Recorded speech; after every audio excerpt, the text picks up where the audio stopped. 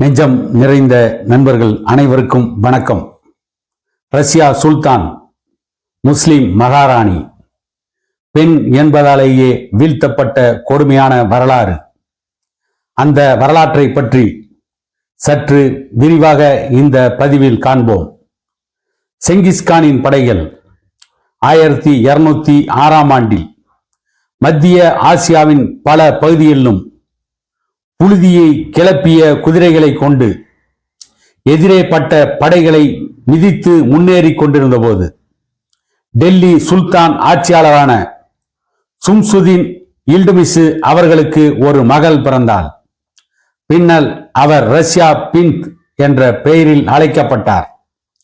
டெல்லியில் குதுப்பினாரின் கட்டுமானம் குத்புதீன் ஐபக்கால் தொடங்கப்பட்டது என்றாலும் கூட அது ரஷ்யாவின் தந்தை சுல்தான் இல்டுமிஸால் முடிக்கப்பட்டது.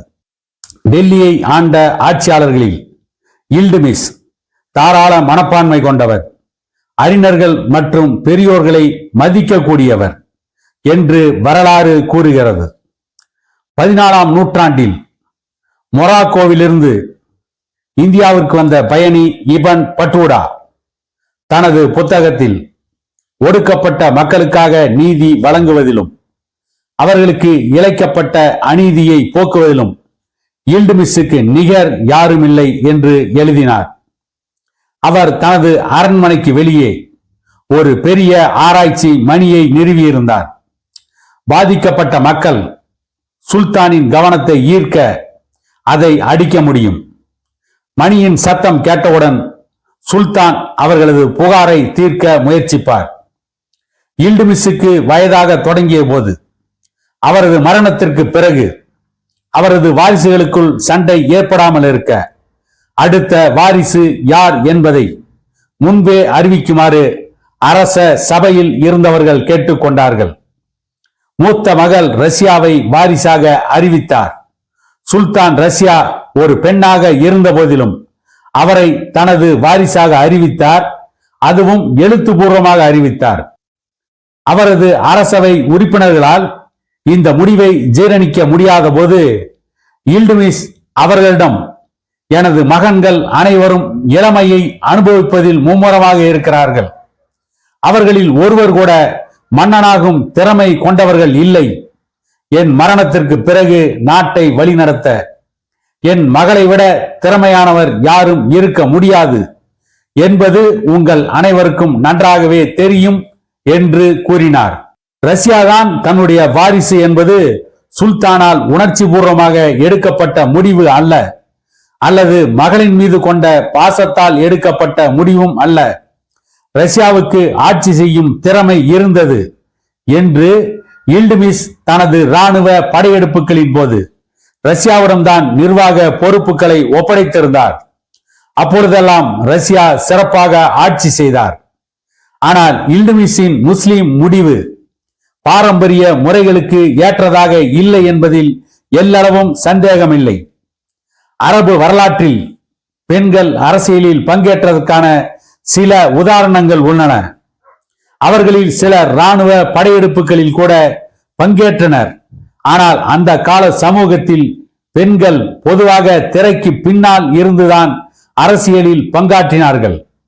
ஆனால் அவர்கள் அரியணையில் அமர்ந்தது ஆச்சரியமான விஷயமாக பார்க்கப்பட்டது.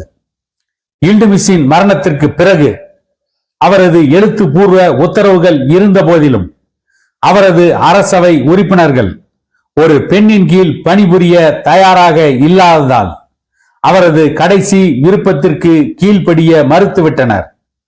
அரச சபையினர் இல்டுமிஸின் மூத்த மகன் ருக்னுதீன் பிரேஸை டெல்லியில் அரியணையில் அமர்த்தினார்கள். பிரேஸை அரியணையில் அமர்த்திய பிறகும் இல்டுமிஸின் அரசவை உறுப்பினர்கள் ஒரு பெண்ணின் ஆட்சியைத்தான் எதிர்கொள்ள வேண்டியிருந்தது.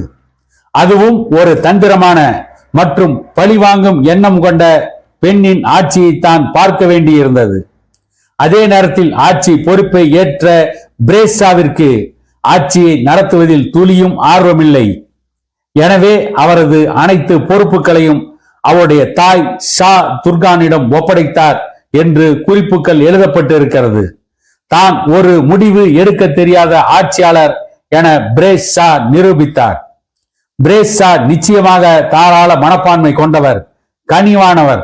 ஆனால் அவர் சிற்றின்பங்கள், மது மற்றும் கேளிக்கைகளுக்கு மிகவும் அடிமையாக இருந்தார். அவருக்கு நாட்டின் விவகாரங்களில் ஆர்வமில்லை. அவர் குடிபோதையில் யானை சவாரி செய்து தெருக்கள் மற்றும் சந்தைகள் வழியாக சென்று கை நிறைய தங்க நாணயங்களை பறிகொடுப்பார். அவை சுற்றி இருக்கும் மக்களால் கொள்ளையடிக்கப்பட்டன என்று தன் புத்தகத்தில் கூறுகிறார் வரலாற்று எழுத்தாளர் சிராஜ். பிரேஸின் ஆட்சி காலத்தில் அரண்மனையில் அவரது தாயார் ஷா துர்கான் தனது பழைய பகைமைகளை தீர்த்து கொண்டார். முதலில் பிரேஸின் ஒன்றுவிட்ட சகோதரர்களில் ஒருவரை குருடாக்கி பின்னர் அவரை கொலை செய்தார். பிரேஸாவின் ஒன்றுவிட்ட சகோதரி ரஷ்யாவையும் கொல்ல முயன்றார். இந்த சம்பவத்திற்கு பிறகு 100 ஆண்டுகளுக்கு பிறகு சிராஜ் இவ்வாறு தன்னுடைய புத்தகத்தில் குறிப்பிட்டிருக்கிறார். இந்த மோசமான நிர்வாக குழுவில் பல ஆளுநர்கள் பிரேஸுக்கு எதிராக கிளர்ச்சி செய்தார்கள். டெல்லியை விட்டு வெளியேறி அவர்களின் கிளர்ச்சியை அடக்கிய போது ரஷ்யா அந்த வாய்ப்பை பயன்படுத்தி கொண்டு டெல்லியின் பொதுமக்களின் உணர்வை தனக்கு சாதகமாக மாற்றிக்கொண்டார். மக்கள் அரண்மனையை தாக்கி பிரேஸ் தாயார் துர்கானை கைது செய்தனர். பிரேஸ் டெல்லிக்கு திரும்பிய போது அவர் கைது செய்யப்பட்டு கொல்லப்பட்டார். பிரேஸ் டெல்லியை 7 மாதங்கள் மட்டுமே ஆட்சி செய்தார்.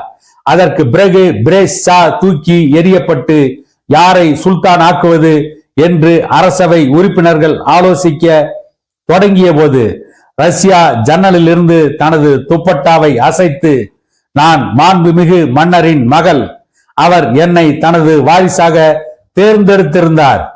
நீங்கள் சுல்தானின் கட்டளையை மீறி மகுடத்தை வேறு ஒருவரின் தலையில் வைத்தீர்கள். அதனால்தான் நீங்கள் இந்த நிலையில் இருக்கிறீர்கள் என்று அறிவித்தார். சில வருடங்களுக்கு எனக்கு கிரீடத்தை கொடுத்து என் திறமைகளை சோதித்து பாருங்கள். நான் ஒரு நல்ல ஆட்சியாளர் என்பதை நிரூபித்தால் நான் அரண்மனையில் இருக்க அனுமதி கொடுங்கள். இல்லை என்றால் உங்கள் எதிர்பார்ப்புகளுக்கு ஏற்ப நான் ஆட்சி செய்ய தவறினால் அரியணையை வேறொருவருக்கு கொடுங்கள் என்றார். நவம்பர் 1236 ரஷ்யா டெல்லி அரியணையை ஏற்றார். ரஷ்யாவின் தோற்றம் பற்றி குறைவாகவே அறியப்படுகிறது.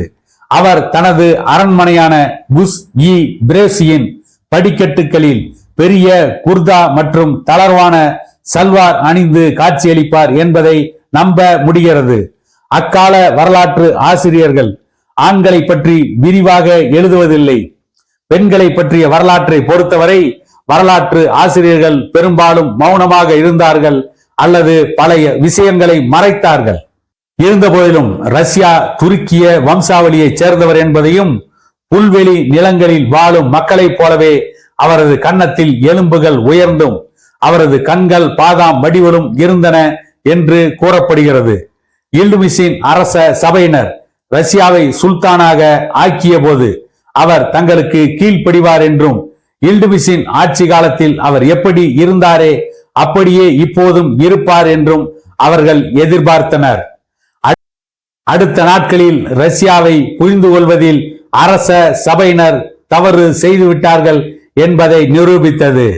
ரஷ்யா டெல்லி அரியணை ஏறியது பல மாகாண ஆளுநர்களுக்கு பிடிக்கவில்லை. அவர்கள் டெல்லிக்கு அணிவகுத்து சென்றனர். ஆனால் ஆளுநர்களிடையே இருந்த பிளவை ரஷ்யா முழுமையாக பயன்படுத்தி கொண்டார். ரஷ்யாவிற்கு அவர்கள் எந்த தீங்கும் செய்வதற்கு முன்பே அவர்களின் கிளர்ச்சி நசுக்கப்பட்டது. இந்த கிளர்ச்சியை ரஷ்யா கையாண்ட விதத்தால் அவரது தலைமை திறனை பற்றி சந்தேகம் கொண்ட அரசவை உறுப்பினர்கள் அவரது ரசிகர்களாக மாறி ரஷ்யாவை ஆதரிக்க முடிவு செய்தனர். இதன் பிறகு அரண்மனையில் வசிக்கும் பெண்கள் மீது விதிக்கப்பட்ட அனைத்து கட்டுப்பாடுகளையும் உடைக்க ரஷ்யா முடிவு செய்தார். அவர் தனது பாரம்பரிய உடைகள் மற்றும் முக்காடு அணிவதை கைவிட்டு சட்டை மற்றும் தொப்பியுடன் பொது இடங்களில் தோன்ற தொடங்கினார். அவர் அரண்மனையில் இருந்து யானை மீது வெளியே வந்தபோது அனைத்து பொதுமக்களும் அவருடைய தோற்றத்தை கண்டார்கள். சில சமயங்களில் அவர் வீரர்களால் சூழப்பட்டு ஒரு ஆணை போல வில் மற்றும் அம்புகளை ஏந்தி குதிரையில் வெளியே வருவார். அவரது முகத்தில் முக்காடு இருக்காது. ரஷ்யா ஒரு நல்ல நிர்வாகியாக மட்டுமல்ல, அவரது இராணுவ வியூகங்களுக்காகவும் பாராட்டப்பட்டார். அவர் தனது இராணுவத்தை முன்னணியில் இருந்து வழி நடத்தினார். தனது குடிமக்களால் நேசிக்கப்பட்ட ஒரு சுல்தான் என்று தன்னை நிரூபித்த ரஷ்யா ஆரம்பத்தில் ஒரு பேரரசனின் மகள் என்ற அடையாளத்தையும் தனது தந்தையின் மரபையும் நம்பி அந்த ரஷ்யா பின்னர் அதிலிருந்து தன்னை விலக்கி கொண்டார். இடைக்கால இந்தியாவில் ஒரு முஸ்லிம் பெண் சுல்தானாக இருந்தது மிகவும் முக்கியமான ஒன்று. இல்துமிஷின் காலத்தில் வெள்ளி நாணயங்கள் புழக்கத்தில் இருந்தன. அவற்றில் அவரது பெயர் பொறிக்கப்பட்டிருந்தது. ரஷ்யா முதலில் இந்த நாணயங்களில் தனது தந்தையின் பெயருடன் தனது பெயரையும் சேர்த்து வெளியிட தொடங்கினார். அவற்றில் இல்துமிஷ் சுல்தான் இ அசாம் என்றும் ரஷ்யா சுல்தான் என்றும் அழைக்கப்பட்டனர். காலப்போக்கில் ரஷ்யா மிகவும் தன்னம்பிக்கை கொண்டவராக மாறி தன் பெயரில் மட்டுமே நாணயங்களை வெளியிட தொடங்கினார். நாணயங்களில் ரஷ்யாவின் பெயருக்கு முன்னால் சுல்தான் என்ற வார்த்தைகள் இடம்பெற்றிருந்தன. அவர் ஒருபோதும் சுல்தானா என்ற பட்டத்தை பயன்படுத்தியதில்லை. ஐரோப்பாவில் இருந்த பெண்கள் தங்கள் வீடுகளை விட்டு வெளியேறுவதை பற்றி யோசிக்க கூட முடியாத அந்த காலத்தில் ரஷ்யா சுல்தான் ஆனார் என்று வரலாற்று ஆசிரியர்கள் குறிப்பிடுகிறார்கள். ரஷ்யா சுல்தானாக ரஷ்யாவின் ஆளுமையின் பெரும் பகுதி வெளி உலகத்திற்கு தன்னை ஆண்களுக்கு நிகரானவர் என்று காட்டிக் கொள்வதாகவும் அவர் தான் ஆண்களை விட குறைந்தவர் அல்ல என்பதையும் மற்றவர்களுக்கு நிரூபித்தார். ஆனால் உண்மையில் அவர் அப்படி மனதில் நினைக்கவில்லை. ஆண் தோழமைக்கான அவருடைய ஆசை அவருடைய வீழ்ச்சிக்கு வழிவகுத்தது. மேலும் வெளியாட்களை தனக்கு நெருக்கமாக கொண்டு வர தொடங்கிய விதம் அவருடைய அரசவை உறுப்பினர்களுக்கு பிடிக்கவில்லை. அத்தகைய வெளியாட்களில் ஒருவர் அபிசீனிய வம்சாவளியைச் சேர்ந்த ஜலாலுதீன் யாகுத். ரஷ்யா ஜலாலுதீன் யாகுத்துக்கு அமீர் இ அக்பர் பதவியை வழங்கியது அவருடைய துருக்கிய அரச சபையினருக்கு பிடிக்கவில்லை. அவருக்கு யாகுத்துடன் காதல் இருப்பதாக அவர்கள் சந்தேகப்பட்டார்கள். ரஷ்யாவை அரியணையிலிருந்து அகற்ற சதி செய்ய தொடங்கினார்கள். ரஷ்யாவுக்கு எதிராக முதலில் கிளர்ச்சி செய்தவர் கபீர் கான். அவர் தனது பக்கம் இழுக்க ரஷ்யா ஏற்கனவே அவரை லாகூரின் ஆளுநராக நியமித்திருந்தார். ஆனால் ரஷ்யாவின் செல்வாக்கு அதிகரிக்க தொடங்கியதும் அவர் டெல்லியிலிருந்து 500 கிலோமீட்டர் தொலைவில் உள்ள லாகூரில் கிளர்ச்சி செய்தார். 1239 ஆண்டு இந்த கிளர்ச்சியை நசுக்க ரஷ்யா ஒரு பெரிய படையுடன் புறப்பட்டார். செனாய் நதிக்கரையில் கபீர்கானின் படையை ரஷ்யா எதிர்கொண்டார். ரஷ்யாவின் படையை எதிர்கொள்ள முடியாமல் கபீர்கான் தோல்வியை ஒப்புக்கொண்டார். ஆனால் தெற்கு பஞ்சாபில் கபீர்கானின் கிளர்ச்சியை அடக்க அவர் சென்றபோது டெல்லியில் இருந்த அவருடைய அரச சபையினர் சதி நடவடிக்கையில் இறங்கினார்கள். அவர்கள் ரஷ்யாவின் நெருங்கிய உதவியாளர் யாகுத்தை டெல்லியில் கொலை செய்ய முயன்று அதில் வெற்றி பெற்றார்கள். பஞ்சாபிற்கு சென்றிருந்த அவர்களை நெருங்கிய கூட்டாளிகளுடன் ரஷ்யா பட்டிண்டாவில் கைது செய்யப்பட்டார். அதன் பிறகு ரஷ்யாவின் வளர்ப்பு சகோதரர் பக்ராம் ஷா டெல்லியின் சுல்தானாக நியமிக்கப்பட்டார். ஆனால் ரஷ்யாவின் அத்தியாயமும் முழுமையாக முடிவுக்கு வரவில்லை. தன்னை கைது செய்த பட்டிண்டாவின் ஆளுநரான அல் துனியாவிற்கு ஒரு உயர் பதவி கிடைக்கும் என ஆசை காண்பித்து அவரை தன் பக்கம் சேர்த்து கொண்ட ரஷ்யா. இது மட்டுமல்லாமல் அவர் அல் துனியாவை மணந்து கொண்டார். இவரும் ஒரு படையுடன் டெல்லி நோக்கி அணிவகுத்து டெல்லி நோக்கி சென்றனர். ஆனால் அதிர்ஷ்டம் அவர்களுக்கு சாதகமாக இல்லை. டெல்லி சுல்தானின் படை அவர்களை தோற்கடித்தது. அவரும் அல் துனியாவும் போர்க்களத்தில் இருந்து தப்பி ஓடினார்கள். பின்னர் உள்ளூர் மக்களால் பிடிக்கப்பட்டனர். அதன் பிறகு ரஷ்யாவுக்கு என்ன நடந்தது என்பது குறித்து வரலாற்று ஆசிரியர்களிடையே ஒருமித்த கருத்து இல்லை. சிராஜின் கூற்றுப்படி ரஷ்யாவும் அல் துனியாவும் கைது செய்யப்பட்ட உடனே கொலை செய்யப்பட்டனர் என்றும் மற்றொரு வரலாற்று ஆசிரியரான சிர் ஹிந்தியின் கூற்றுப்படி அவர்கள் இருவரும் சங்கிலிகளால் கட்டப்பட்டு சுல்தான் முன்பு ஆஜர்படுத்தப்பட்டனர். அவர் அவர்களுக்கு மரண தண்டனை விதித்தார் என்றும். ஆனால் இபன் பட்டூடா கூற்றுப்படி கைத்தல் பகுதியில் ஒரு விவசாயி ரஷ்யாவை கொலை செய்து அவரது நகைகளை திருடினார் என்றும். ரஷ்யா டெல்லி சுல்தானகத்தை 3 ஆண்டுகள் 6 நாட்கள் ஆட்சி செய்தார். அவர் யமுனை நதிக்கரையில் அடக்கம் செய்யப்பட்டார். அங்கு அவரது நினைவாக ஒரு சிறிய கல்லறை கட்டப்பட்டது. அது டெல்லியில் உள்ள துர்க்மேன் கேட் அருகே. இன்றும் ரஷ்யா சுல்தான் ஒரு சிறந்த பேரரசர். அவர் ஒரு ஞானி, நீதிமான் மற்றும் தாராள மனப்பான்மை கொண்ட ஆட்சியாளர். அவர் தனது மக்களின் நலனுக்காக நிறைய செய்தார் என்று ஒரு குறிப்பு இருக்கிறது. ஒரு நல்ல ஆட்சியாளருக்கு இருக்க வேண்டிய அனைத்து குணங்களும் அவரிடம் இருந்தன. அவருடைய ஒரே தவறு அவர் ஒரு ஆணாக இல்லாதது மட்டுமே. எனவே அவருடைய எந்த குணங்களும் ஆண்களின் பார்வையில் எந்த மதிப்பு மிக்கதாக இல்லை என்று எழுதியுள்ளார் ஒரு வரலாற்று ஆசிரியர்.